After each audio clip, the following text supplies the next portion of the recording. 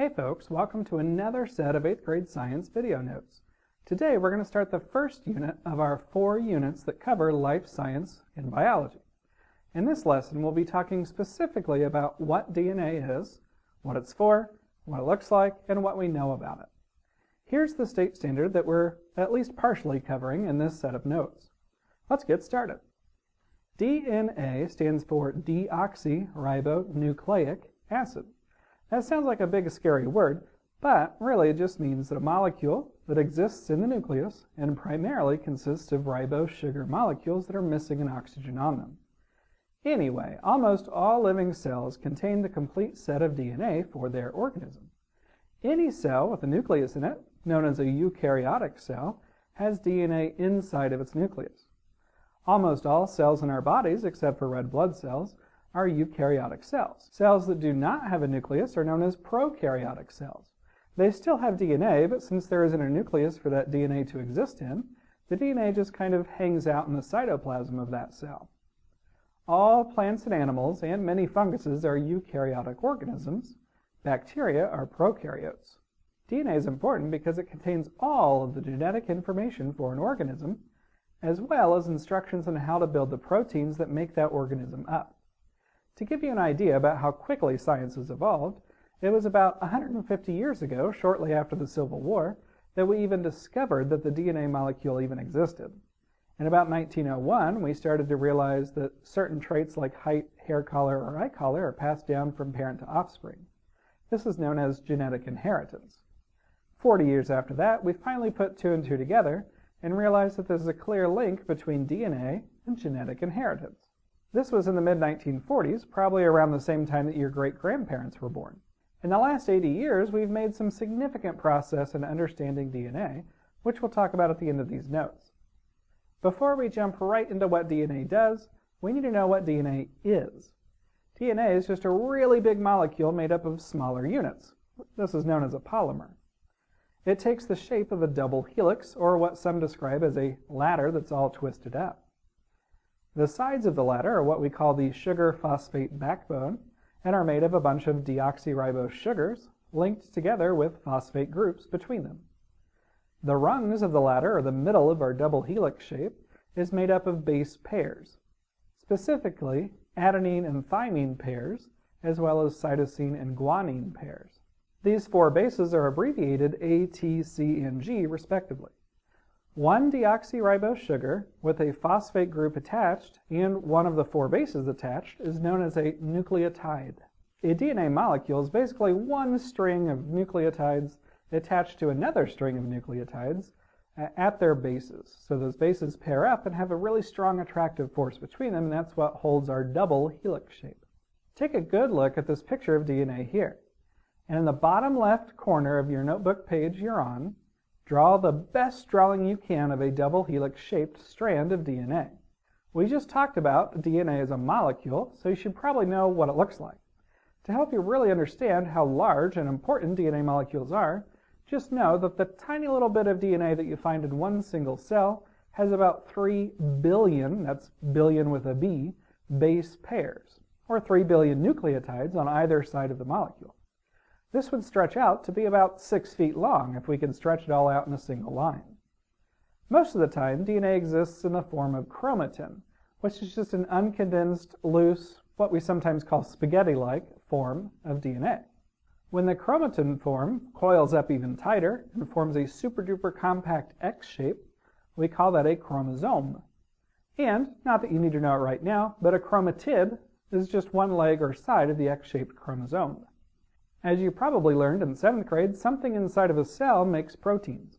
Those proteins come together to make tissues, several tissues come together to make organs or muscles, and then organs come together to make organ systems, and then several organ systems come together to make a full organism, like a human.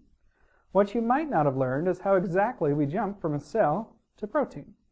Well, here's the skinny. DNA molecules unzip themselves or split in half down the middle, so that you get just 1/2 of a strand of DNA.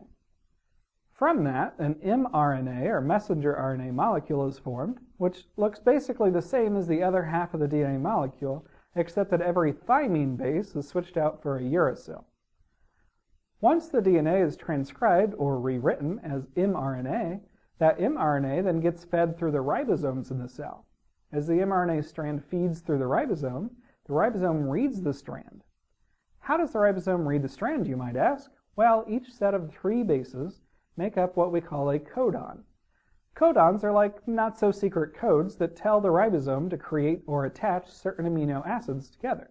This is called translation, where we translate the mRNA strand into a series of amino acids. As the amino acids come together, they bond together, forming a polymer of amino acids, which is what we call a protein. As an analogy, you can think of the bases as being the letters of the alphabet, which come together to form 3-letter words, or codons, which are then eventually put together to write full sentences, proteins. Once we make those proteins, they can be used to make tissues, and then we build up from there as we just discussed. Why is this important? Well, because your DNA essentially makes these proteins, which makes up your whole body. Slight variations in how those proteins are built can make very large differences in what your body looks like. I'm pretty sure you've learned about the cell cycle before, but in case you didn't know, the longest stage of a cell's life is spent in interphase, a period of cell growth and DNA replication. As the DNA makes copies of itself, occasionally things get mistranslated, bases get out of order, and slightly different proteins are made. This is known as a genetic mutation.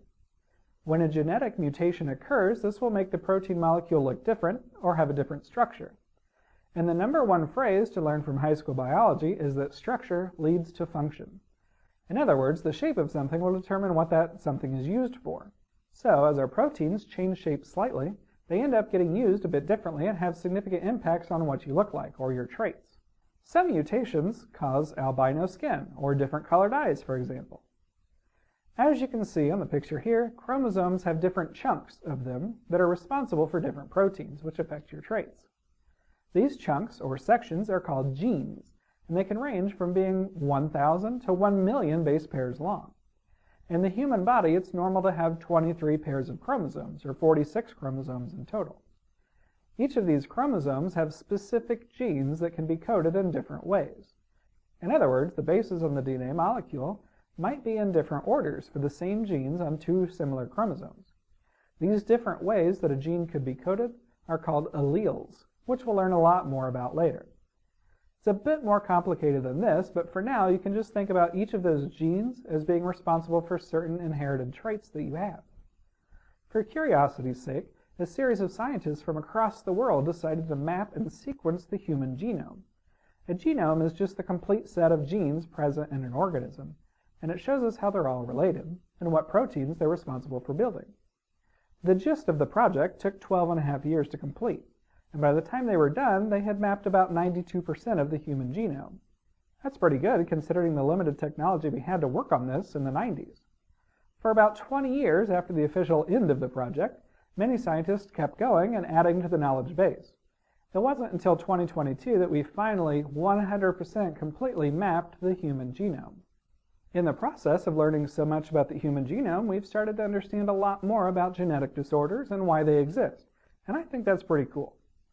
Well, that's all for today, folks. Hopefully, through this lesson and the series of activities we'll be doing in this class, you'll get a firm understanding of the standard that you're expected to master.